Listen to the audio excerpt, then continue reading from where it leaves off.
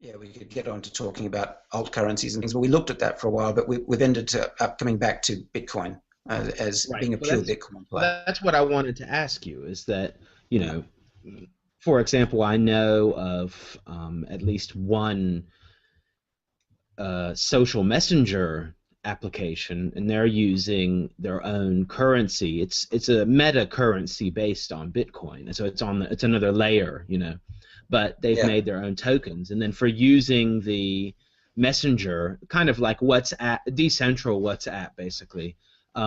For using it, you get an incentive of these tokens, and it's not Bitcoin; it's just these tokens.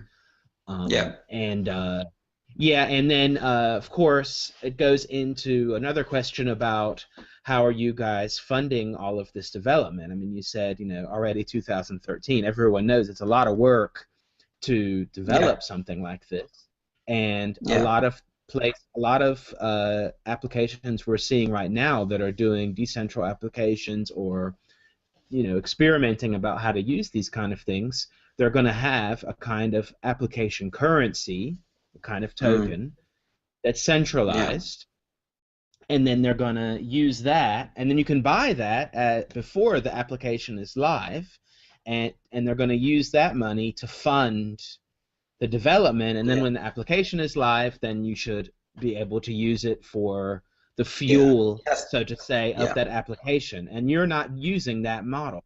I'm sure you no, guys thought about it.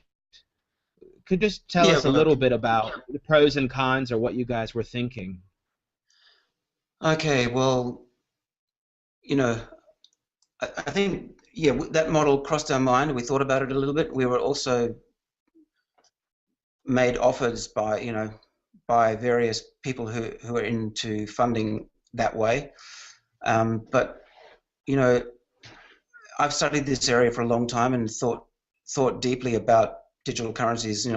From before Bitcoin was around. Um, and so when this whole issue came up, and you just have to look at the economics of it. If you have Bitcoin, which has got a finite amount of 21 million coins that'll ever be available, we're only about 12 million at the moment. You've got a scarcity built into Bitcoin. But when you have these token plays coming into the scene, and there are not just one or 20, there's hundreds of them, uh, and each one is coming into the market, and they've got massively larger amounts of tokens than Bitcoin. So it doesn't take a genius to work out that you've got this. In Bitcoin, you've got scarcity, and in these tokens, you've got massive oversupply. And when you have oversupply like that, I don't know whether you know about a power law curve. A power law curve is like the long tail, right? A long tail, there's a head of a long tail, and then there's a long tail that tapers off. And power law curves, basically, you can imagine all these currencies. There'll be some at the top end of that tail, which are going to be the popular tokens, but not all of them can be popular because the way power law means that the popular ones will bunch together and people will use those ones because they're the most sought after. But there will inevitably have to be this long tail of tokens. Therefore, a lot of people will exchange their Bitcoin, buy tokens, they won't be the most traded tokens, but they'll be somewhere down that tail. And if they're down that tail, they'll never be able to trade those tokens. They will be kind of There'll be no demand for them if they're further There's down the no tail. volume.